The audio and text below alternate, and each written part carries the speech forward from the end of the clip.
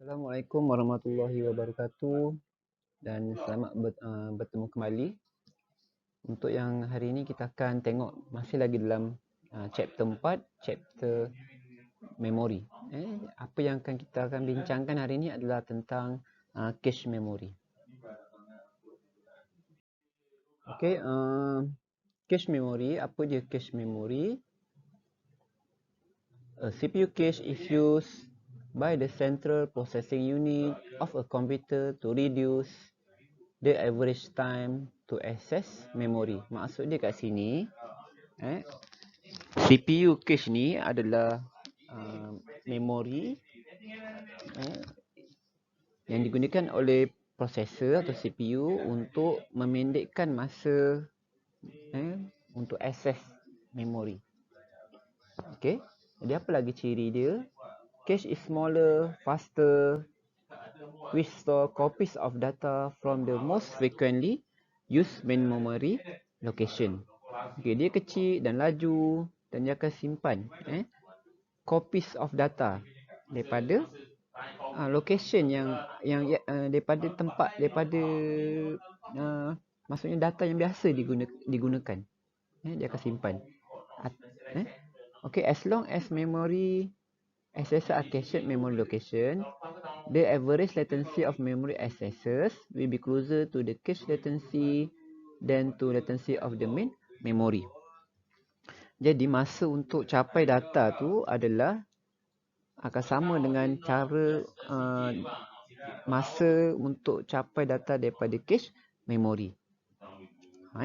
Nak capai data daripada cache memory laju, tapi kalau nak capai data daripada main memory, dia memakan masa. Okey, cache ni kalau kita tengok pada memori hierarki, dia adalah pada top level.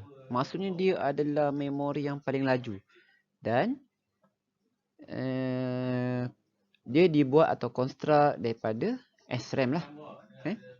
The main structure difference between a cache and other level in memory hierarchy is that cache contain hardware to track the memory addresses that are contained in the cache and move data into and out of the cache necessary. Okay, jadi dalam cache memory ni dia ada hardware yang boleh track lah. Yang dia boleh track memory address. Okay, kalau kita tengok pada gambar rajah ni, CPU, yang petak ni adalah CPU lah. Dan cache memory dia ada dalam CPU. L1 data cache, L2, L3. Dan satu lagi ni adalah L1. Ni untuk instruction. Okey, bila keluar daripada processor atau CPU ni, dia akan pergi kepada system bus dan barulah pergi kepada main memory. Okey, jadi kalau kita tengok apa function L1 ni, data cache ni, dia akan simpan data lah. Dia ada 3 peringkat. Bila si L1 ni dah penuh, dia akan pergi kepada L2 dan kalau L2 penuh dia akan pergi kepada L3. Okey, macam tu juga kalau CPU nak ambil data daripada cache memory, dia akan check lah. Dia akan check dalam cache memory, dia tengok dulu pada L1 yang paling dekat. Dan ni paling cepat, L1. Dia akan check ada tak data tu. Kalau tak ada, dia akan check pada L2, seterusnya L3. Dan jika tak ada juga dalam L3, barulah CPU akan access daripada main memory. Okey, bila access pada main memory, dia akan jadi lambat lah sebab dah keluar daripada processor. Sorry.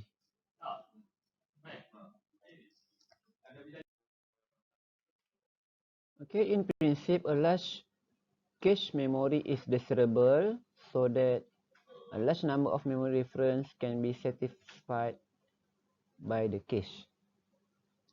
Unfortunately, large cache is slower, more expensive than a small cache. Jadi memori ni kalau besar dia akan jadi lambat lah. Memori kalau besar dia akan jadi lambat. Sebab apa? Sebab banyak location yang dia kena cari. Okey. Jadi kalau memori tu kecil, jadi cepatlah sebab tak banyak pun location. A compromise that works well in practice is to first make a cache memory is close to the CPU as fast as it can be within a given size constraint. Then to compensate for not being large enough, add another cache that is closer to the main memory. Jadi si cache memory ni tak boleh besar, dia kecil. Jadi kecil. Jadi kalau kita nak save lagi data dalam cache memory, buat cache memory yang lain. Contoh dia, kalau kita tengok kat sini tadi, contoh tadi, dia ada several level lah. L1, L2, L3. Tu ada 3 level. Okay. Yang mana L1 yang paling dekat dan yang itu yang paling cepat lah. Paling speed. Dan L3 yang paling jauh, dia akan buat apa? Dia akan simpan lah. Yang tak boleh simpan dalam L1 dan L2.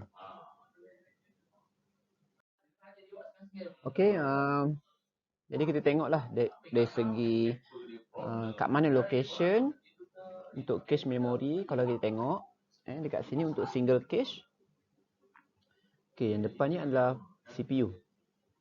CPU dia akan bertemu dengan cache memory dan barulah jumpa kepada main memory. Okey. Untuk daripada CPU kepada cache memory, dia adalah fast lah. Dan yang ini dalam bentuk word transfer. Dia punya transfer tu dalam bentuk word. Tapi kalau daripada cache memory kepada main memory, dia dah jadi slow. Sebab dah jauh lah daripada processor. Dan yang ini dalam bentuk block transfer. Ini untuk single cache. Okey. Kalau 3 level cache organization. Okey, kita tengok. Dia ada level 1 fastest, level 2 fast, level 3 less fast, semakin slow. Dan kalau awak perhatikan, L1 ni kecil. Dia punya storage dia. L2 besar sedikit dan L3 lebih besar. Maksudnya lagi banyak location pada L3 berbanding dengan L2 dan L1. Dan slow lah sini. Untuk access kepada main memory dia dah jadi slow. Okey. Yang ini adalah 3 level cache organization. A cache memory is faster than memory for number of reasons. Cache small, however, this increase in cost is relatively small. A cache memory has fewer locations than main memory, which reduce the access time. The cache is placed both physical closer and logical closer to the CPU than the main memory, and this placement avoid communication delay. Okay, sekarang ni kita tengok untuk cache or main memory structure. Okay, A adalah cache memory dan B adalah main memory. Okay, jadi kalau kita tengok dekat sini, untuk cache memory, dia ada line numbers lah. 0 hingga C-1. Okay, C-1 ni hanya sebagai nombor je lah. Contoh. Okay. Dan dia ada tag. Tag. Dan dia ada block ataupun lines. Dan panjang blocks adalah dalam bentuk words lah. Dalam bentuk words. Okay, kita tengok juga. Kita tengok pula kepada main memory. Okay, memory address 0 hingga 2 kuasa N tolak 1. Dan keywords ni membentuk blok lah. Daripada kosong sampai sehingga yang ditandakan di sini dalam bentuk blok, dalam bentuk keywords. Jadi dia samalah. Keywords yang ini bilangan dia 8 bit. Bilangan dia 8 bit untuk 1 byte Bilangan dia sama dengan satu garis yang ni. Okey. Okey, harap semua boleh faham lah. Dan satu word length ni, yang ni lah. Word length ni adalah dalam bentuk 8 bit. Okey, seterusnya kita akan tengok berkaitan mapping lah. Dia seperti visual memory juga cache ni. Dia ada mapping. Dia akan ada mapping daripada cache memory kepada main memory. Okay. The choice of cache mapping schemes affect cost and performance, and there is no single best method that is appropriate for all situations. There are two ways to mapping a cache, such as associative mapping and direct mapping. Jadi dua perkara ni lah kita akan tengok, associative dan direct mapping. Okey, untuk direct mapping kita akan tengok kat sini, direct mapping. Jadi yang ini contoh direct mapping. Okey, kalau awak tengok dekat sini dia ada cache memory dan main memory lah. Untuk cache memory dia ada slot, dan dia ada valid bit, dirty bit dan tag bit. Tag bit ni ada 13 bit lah. Okay, dan main memory dia ada blok kosong hingga blok 2 kuasa 7. 2 kuasa 27. Okay, ni contoh lah. Contoh. So, figure to show a direct mapping scheme for 2 power 32 words memory before memory divided to 2 power of 27 of 2 power of 5 words per block and consists of 2 power of 14 slot in cache. Okay. Okay, jadi 32 words lah per blok. Ni, satu blok ni ada 32 words. Dan 2 kuasa 27 ni bilangan blok. Ni bilangan blok. Untuk main memory, kalau untuk slot cache memory 2 kuasa 14. Okay, there are more main memory block than there are cache slot. And a total 2 power of 27 divided by 2 power of 14 equal to 2 power of 13. Main memory blocks can be mapped into each cache slot. Okay, jadi maksud dia kat sini, okay, 2 kuasa 27 ni adalah apa? Adalah bilangan blok dalam main memory. 2 kuasa 14 ni apa dia? 2 kuasa 14 ni adalah bilangan slot. Jadi kita bahagilah untuk kita tahu mapping tu. Jadi kita dapat 2 kuasa 13. Okey, jadi satu slot dia boleh mapping kepada dia boleh kita mappingkan kepada 2 kuasa 13. Itu satu slot boleh map satu slot cache memory boleh mapping kepada 2 kuasa 13. Dia boleh pilih dekat mana. Okey, 13 bit.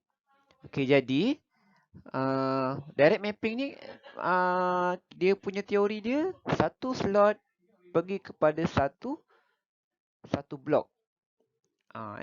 Okey.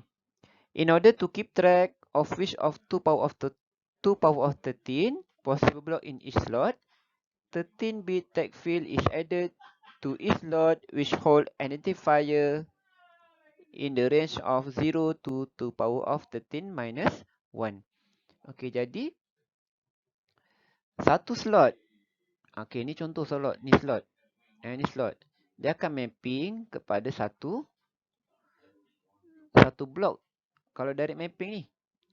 Okey, tapi ada kemungkinan dia boleh mapping kepada 2 kuasa 13. Gitu. Jadi kenapa 2 kuasa 13? Sebab main memory tu banyak. Main memory tu banyak. Jadi sekarang ni kita kena tentukan lah. Kita nak sambungkan blok yang mana. Nak sambungkan blok yang mana. Jadi 13 bit tu kita akan letak dalam tag kat sini. Supaya yang ini 13 bit ni dia boleh tahu dia mapping kepada blok yang mana. 13 bit tu adalah identifier untuk blok ni lah. Okay.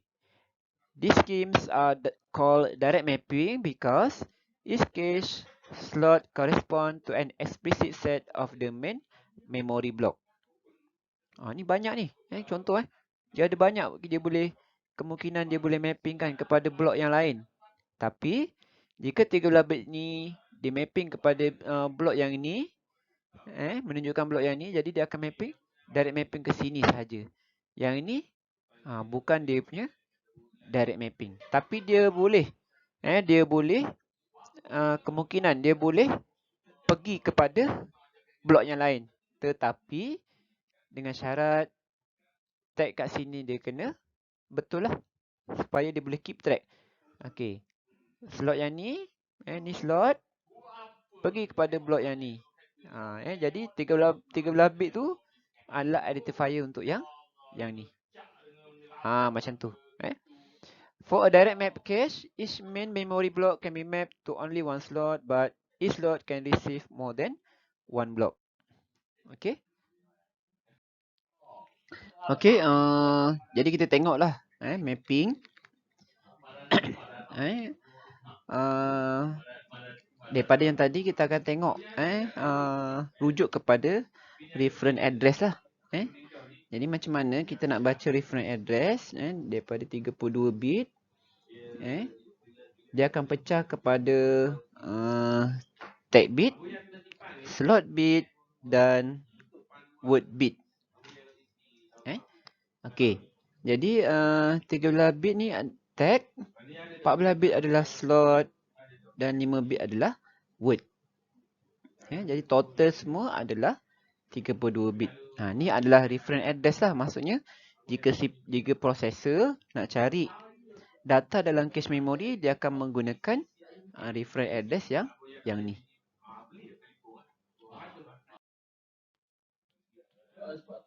Okey, case yang pertama value bit 1. Value bit 1 kita tengok pada reference address yang 32 bit tadi. Jadi kita comparekan tag field yang ada dalam reference address dengan tag field yang ada dalam tag kat sini. Jika sama, word is taken from the word field. Bila sama, dia akan ambil daripada word field tadi dan dia akan diambil lah data tersebut. Okey, untuk case yang kedua, bila valid bit sama dengan 1, tapi bila kita compare tag field dia tak sama. Then the slot is written back to main memory if the dirty bit is set. Corresponding main memory block is then read into the slot. Okay, untuk case yang ketiga, for a program that has just started execution, valid bit will be 0. Bila start program, valid bit akan kosong lah sebab tak ada lagi data dalam cache memory. Bila valid bit 1, maksudnya data tu ada dalam cache memory. Okay, so the block data from main memory is simply written to the slot. Jadi blok data data daripada main memory akan diambil dan disimpan dalam cache memory. Bila ada data dalam cache memory, barulah valid bit akan diset kepada 1 dan program akan berjalan semula lah. Tu dia. function untuk valid bit. Okey, jadi dia sentiasalah dia akan tengok different address, tengok valid bit, tengok tag bit untuk dia confirmkan dia punya operation dia.